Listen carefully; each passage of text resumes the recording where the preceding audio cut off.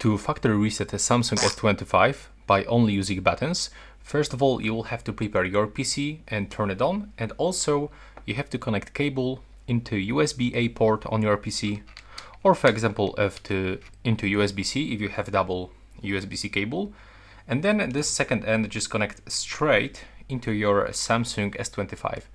And what you have to do right now, just simply restart your phone. You can do this by holding power key.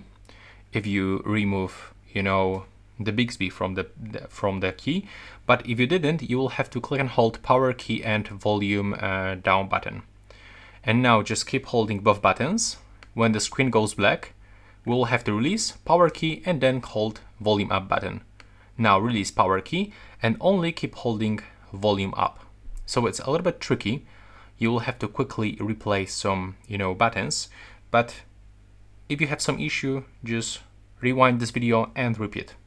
Now you have to scroll with the volume down button into wipe data factory reset, click on power key, scroll to factory data reset, click on power key, and now just wait. As you can see, the reset is complete.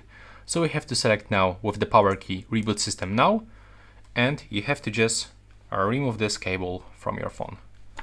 And now your phone will turn on with the first setup screen, and that's how we can actually reset only by using buttons without touching the screen.